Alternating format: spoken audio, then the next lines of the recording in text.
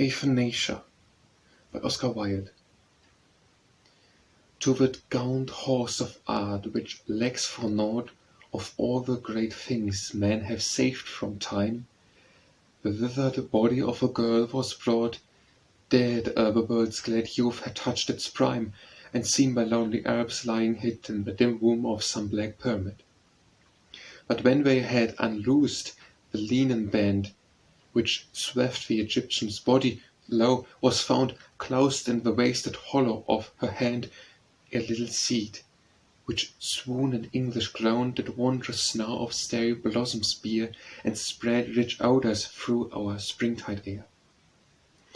With such strange arts this flower did allure, that all forgotten was the asphodel and the brown bee, the lilies, paramour, forsook the cup where he was wont to dwell, for not a thing of earth it seemed to be, but stolen from some heavenly Arcady. In vain the sad narcissus, wan and white, and its own beauty, hung across the stream.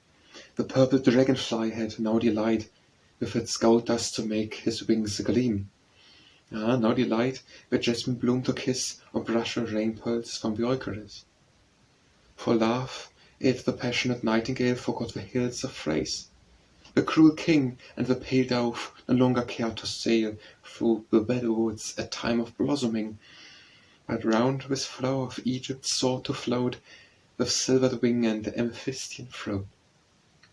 While the hot sun blazed in his tower of blue, a cooling wind crept from the land of snows, and the warm south of tender tears of dew drenched its white leaves, when Hesperus uprose amid those sea-green meadows of the sky on which the scarlet bars of sunset lie.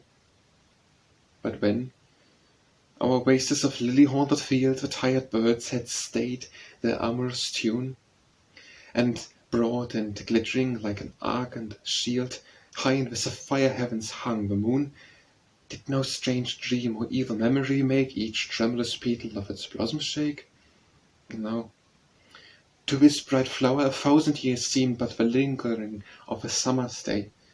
It never knew the tide of cankering fears which turn a boy's gold hair to withered grey.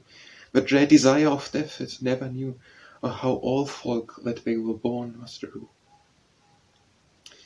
For we to death with pipe and dancing go, nor would we pass the ivory gate again, at some sad river buried of its flow, through the dull plains, the haunts of common men, leaps lover-like into the terrible sea, and counts it gain to die so gloriously.